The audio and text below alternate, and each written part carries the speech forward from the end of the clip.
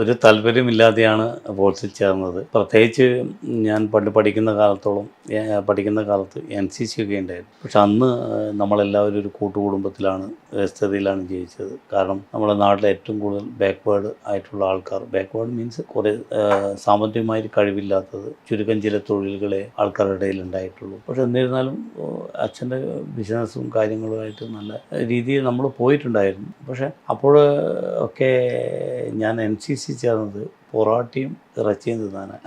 ആഴ്ചക്ക് ഒരു പ്രാവശ്യം ഇറച്ചി കിട്ടും. അന്ന് ഇപ്പോൾ ഞാൻ ഓർക്കുകയാണ്, എൻ്റെ പ്രിയപ്പെട്ട NCCയുടെ ഓഫീസർ ANO ആയിട്ടുള്ള മുസ്തഫ മാഷ്. അപ്പോൾ അന്ന് ഇത് വാലണ്ടറി ആയിട്ട് ഞാനാണ് പോവുക. അന്ന് പോയവർക്ക് 2 പൊറോട്ട ജാസ്തി കിട്ടും. അന്ന് മുതലേ ഭക്ഷണപ്രിയനായിരുന്നു. പക്ഷെ അന്നും അത്ര വെയിറ്റ് ഒന്നുമില്ല. ആൾക്കാർ വിചാരിക്കും ഭക്ഷണപ്രിയനായതുകൊണ്ട് അത്രയും വെയിറ്റ് അതുകൊണ്ടായിരിക്കുന്നില്ല. പക്ഷേ അന്നും കുറേ വെയിറ്റ് നോർമലായിരുന്നു. 65 കിലോ വെയിറ്റ് ഉണ്ടായിരുന്നു. അപ്പോൾ ഞാൻ സ്പോർട്സിൽ ചേരുമ്പോൾ 65 കിലോ വെയിറ്റ് ഉണ്ടായിരുന്നു.